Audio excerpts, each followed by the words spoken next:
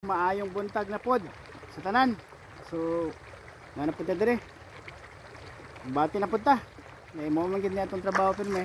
Kada buntag nagita sa ato ang basakan. So karong adlaw di ay. So na ako'y bad news. Bali akong humay karon. Igo siya sa porpor.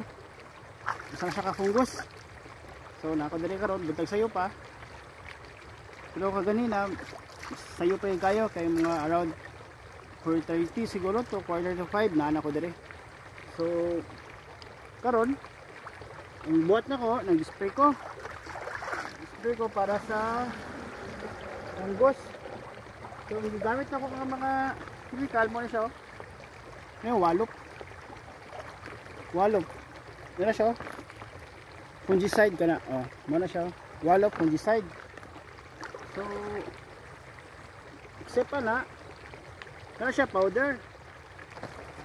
So napod ko ano fungicide nga po ni Ortiba top bro. Oh fungicide. So mo na siya. Mixture ya pa na ko gimix ako na.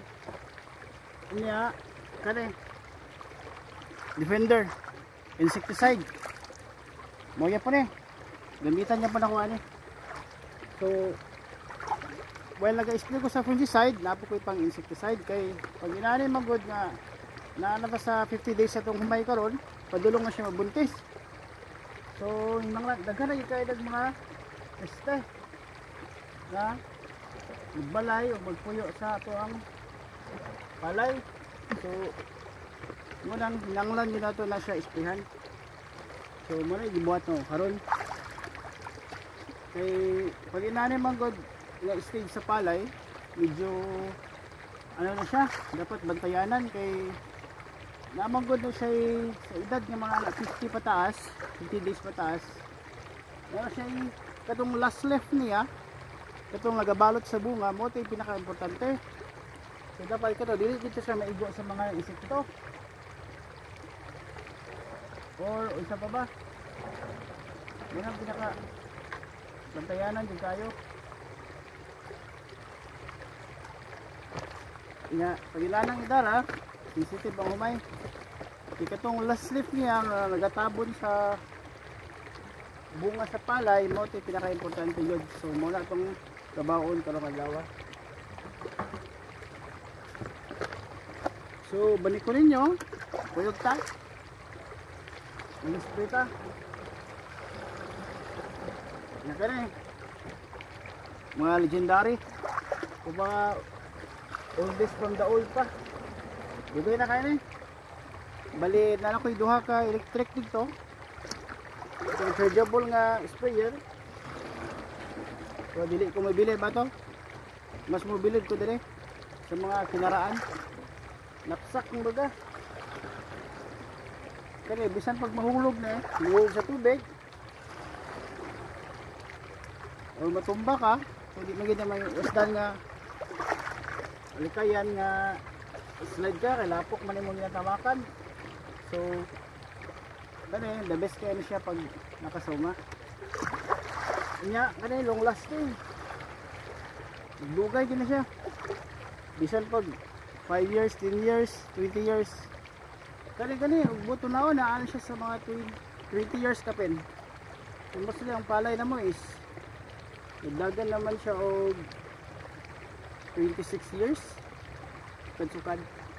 So kano survive gyud kayo wala pa gyud nililisan sulod sa 26 years naano siya may repair dere dito sa gasket spring o isa pa dere pero dere sana wala na kay maintenance nga kaagi mo ko nagpalit ko katong mga chargeable kabalo ko sa nahitabo last time na nagamit ko grabe yung pagmahay. Pagpalit na ko, i-symbol na ko, then after ana, pag kahuman, pag ito na magbasakan, so diyang first pa lang na ko siya gamiton. Natanggal tong gano'n na sa strap, nahulog siya sa tubig, naguba dahil siya. So, primero pa na akong gamit, primero pang palit, naguba siya. Mahay ko, grabe. Sa karon, wala ito siya nagpangsyon. Kailangan mo ko na makina na po dito, ilisan. So ina to grabe ka risky. Isag kayo kay pag once may slide ka to, plastic man to. Daw kayo ang possibility nga ito siya mabuak pag once nga mahulog ka o matumba ka sa kanal. So ito, di ko kumibilib ba to? Isa pa, pila na may makaya to. Pulo ka napsak. Yung nila 15 pero nagahini na siya kay siyempre battery man. So nagawik di siya magdugay. The more na ginagamit mo siya, nagawik mo siya.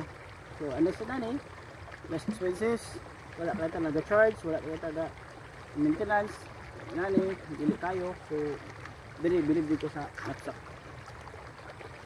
So ito lang. Salamat.